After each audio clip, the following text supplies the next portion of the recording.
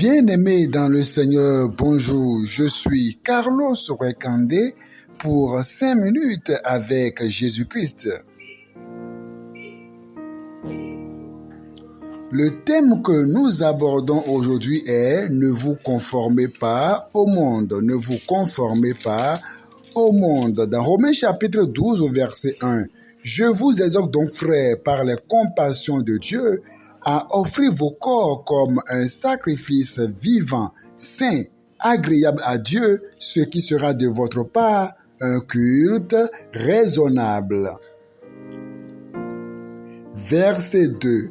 Ne vous conformez pas au siècle présent, mais soyez transformés par le renouvellement de l'intelligence afin que vous discerniez quelle est la volonté de Dieu, ce qui est bon, agréable et parfait. Bien-aimés frères et sœurs dans le Seigneur, que c'est bon d'être sauvé, que c'est bon d'être enfant de Dieu, que c'est bon de prendre la décision d'appartenir au Seigneur Jésus-Christ et de devenir une nouvelle créature.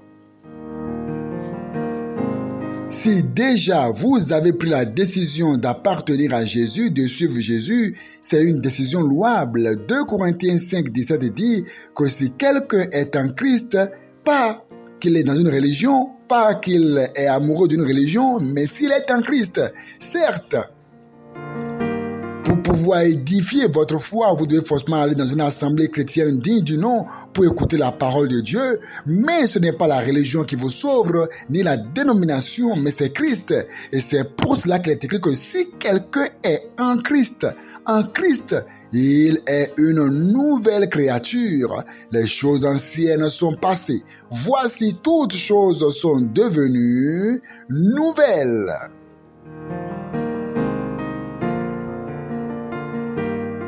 Bien-aimé dans le Seigneur, si quelqu'un est en Christ, il est une nouvelle créature. C'est pourquoi nombreux ne parviennent pas à avoir le pouvoir d'obéir à Dieu, de vaincre la fornication, la masturbation, la pornographie. Et ils se disent chrétiens, mais pourtant vaincus par le péché. C'est parce que réellement ces personnes ne sont pas en Christ, mais elles sont seulement des activistes religieux, des personnes qui sont amoureux de la religion, des personnes qui peuvent être dans des activités comme la prière, peuvent jeûner, prier, mais qui jamais n'ont fait l'expérience de la nouvelle naissance.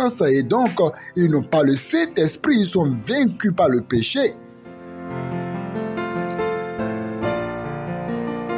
Sinon que lorsque réellement vous donnez votre vie à Jésus-Christ, le Saint-Esprit de Dieu vient habiter en vous et vous donne la vie de Christ, vous donne le pouvoir d'obéir à Dieu, comme c'est écrit dans Jean 1, verset 12.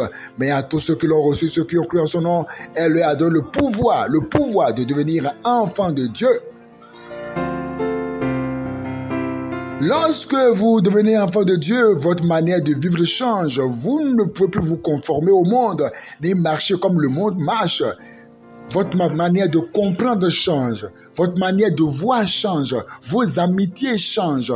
Vos manières de prendre les décisions changent. Tout ce qui est en vous change. Vos centres d'intérêt changent. Et donc, on ne se conforme plus au monde, on ne vit plus comme le monde vit, on ne vibre plus au son de ce qui fait vibrer le monde. Lorsqu'on devient chrétien, eh bien désormais les regards sont focalisés au ciel, l'attention est focalisée au ciel et l'on vit dans l'espérance de la gloire à venir. Romains chapitre 12 au verset 1 dit « Je vous exhorte donc, frères, par les compassions de Dieu, à offrir vos corps. » Donc on offre son corps à Christ, on offre son corps à Jésus, on offre sa pensée, son intelligence, tout de soi à Jésus et plus rien ne vous appartient à vous-même parce que désormais vous êtes rachetés par Christ et vous lui appartenez entièrement.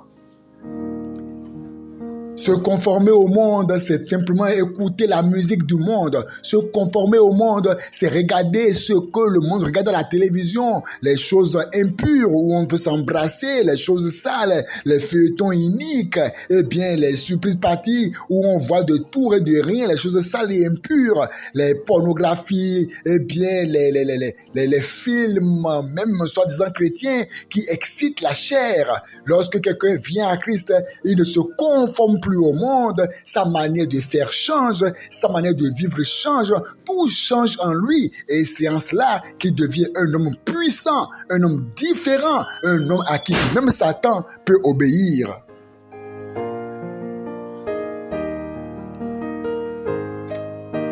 Lorsque vous ne vous conformez pas au monde, eh bien vous devenez un chrétien puissant, un chrétien dont la prière est écoutée au ciel et Dieu exauce vos prières. Dieu vous dirige et vous conduit par son esprit, vous entendrez sa voix et il vous dira « fais ceci, ne fais pas ceci ». Ne vous conformez pas au siècle présent, mais soyez changés et ayez l'espérance du ciel. Que Dieu vous bénisse.